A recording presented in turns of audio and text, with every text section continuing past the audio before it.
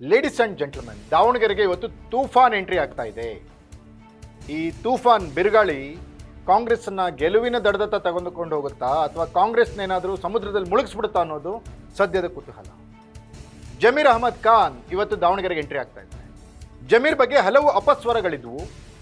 ಅಲ್ಪಸಂಖ್ಯಾತರನ್ನ ದಾವಣಗೆರೆಯಲ್ಲಿ ಎತ್ತಿ ಕಟ್ಟುವಂಥ ಕೆಲಸವನ್ನು ಜಮೀರ್ ಅಹಮದ್ ಮಾಡಿದ್ರು ಅನ್ನೋ ಆರೋಪಗಳಿದ್ವು. ಹಾಗಾಗಿ ದಾವಣಗೆರೆಯತ್ತ ಜಮೀರ್ ತಲೆ ಹಾಕಿರಲಿಲ್ಲ. ಇವತ್ತು ಎಂಟ್ರಿ ಆಗ್ತಾ ಇರೋದು, ಅಂದರೆ 9ನೇ ತಾರೀಕಿಗೆ ಚುನಾವಣೆ ಇದೆ, ಇವತ್ತು 5ನೇ ತಾರೀಕು, ಇವತ್ತು ಎಂಟ್ರಿ ಆಗ್ತಾ ಇರೋದು ದಾವಣಗೆರೆಯಲ್ಲಿ ಹಲವು ಆಯಾಮಗಳಿಗೆ ಇಂಬು ನೀಡ್ತಾ ಇದೆ. ಏನೇನು ಬೆಳವಣಿಗೆಗಳಾಗ್ಬೋದು ದಾವಣಗೆರೆಯಲ್ಲಿ ಜಮೀರ್ ಎಂಟ್ರಿ ಆದರೆ ಅನ್ನೋದರ ಎಕ್ಸ್ಕ್ಲೂಸಿವ್ ಡೀಟೇಲ್ಸ್. ನೆಲ ಜಲ ಭಾಷೆಗಾಗಿ ಪ್ರಾಮಾಣಿಕ ಪತ್ರಿಕೋದ್ಯಮ, ನಾನು ಹೇಮಂತ್.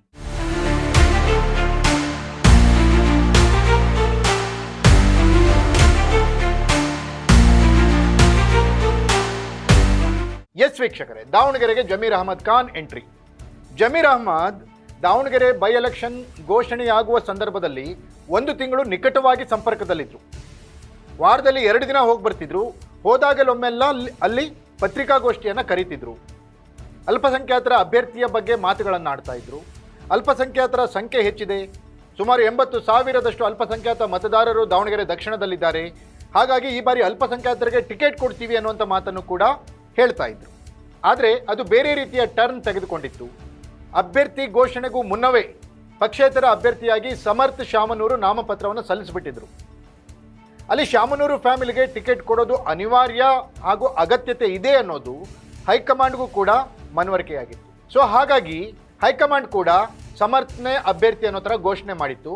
ಇದು ಅಲ್ಪಸಂಖ್ಯಾತರಲ್ಲಿ ತಕ್ಕ ಮಟ್ಟಿನ ಅಸಮಾಧಾನಕ್ಕೆ ಕಾರಣವಾಗಿತ್ತು. ಪಕ್ಷೇತರ ಅಭ್ಯರ್ಥಿಯಾಗಿ ಸಾದಿಕ್ ಪೈಲ್ವಾನ್ ನಾಮಪತ್ರ ಸಲ್ಲಿಸಿದ್ರು.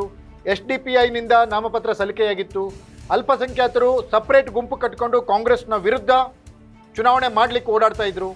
ಇಂಥ ಸಂದರ್ಭದಲ್ಲಿ ಕಾಂಗ್ರೆಸ್ನ ಘಟಾನುಘಟಿ ನಾಯಕರು ಜಮೀರ್ ಅಹಮದ್ ಖಾನ್ ಅವ್ರನ್ನ ಹೊರತುಪಡಿಸಿ ರಿಜ್ವಾನ್ ಅರ್ಷದ್, ರಹೀಂ ಖಾನ್, ತನ್ವೀರ್ ಸೇಠ್ ಮುಂತಾದವರೆಲ್ಲ ದಾವಣಗೆರೆಯಲ್ಲಿ ಬೀಡು ಬಿಟ್ಟಿದ್ರು ಕೂಡ ಅಲ್ಪಸಂಖ್ಯಾತರ ಮನವೊಲಿಸೋದು ಸ್ವಲ್ಪ ಕಷ್ಟ ಅನ್ನೋ ಥರ ವಾತಾವರಣ ಇತ್ತು. ಆದರೆ ಈ ಶಾಮನೂರು ಮಲ್ಲಿಕಾರ್ಜುನ್ ಮತ್ತು ಜಮೀರ್ ಅಹಮದ್ ಖಾನ್ ಇಬ್ಬರ ಸಂಬಂಧ ತೀರಾ ಏಕವಚನದಲ್ಲಿ ಮಾತನಾಡುವಷ್ಟರ ಮಟ್ಟಿಗೆ ಹಳಸೋಗಿತ್ತು.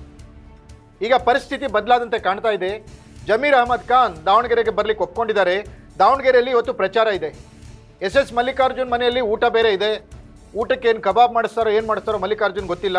ಯಾಕಂದರೆ ಸಾದಿಕ್ ಪೈಲ್ವಾನ್ಗೆ ಕಬಾಬನ್ನು ತಿನ್ನಿಸಿ SS ಮಲ್ಲಿಕಾರ್ಜುನ್ ಲಿಂಗಾಯತರ ಕೆಂಗಣ್ಣಿಗೆ ಗುರಿಯಾಗಿದ್ದರು. ಇವತ್ತು ಮತ್ತೆ ಜಮೀರ್ ಅಹಮದ್ ಖಾನ್ ಸರ್ದಿ.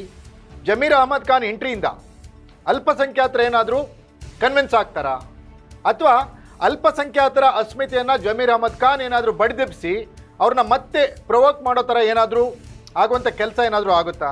ಹಾಗಾಗಿ ಬಿರುಗಾಳಿ ಬೀಸಿರೋ ಥರ ಈಗ ದಾವಣಗೆರೆಗೇನು ಜಮೀರ್ ಅಹಮದ್ ಖಾನ್ ಬರ್ತಾ ಇದ್ದಾರೆ.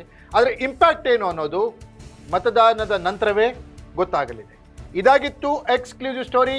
ನೆಲ ಜಲ ಭಾಷೆಗಾಗಿ ನೋಡ್ತಾ ಇರಿ ಫೋಕಸ್ ಟಿವಿ.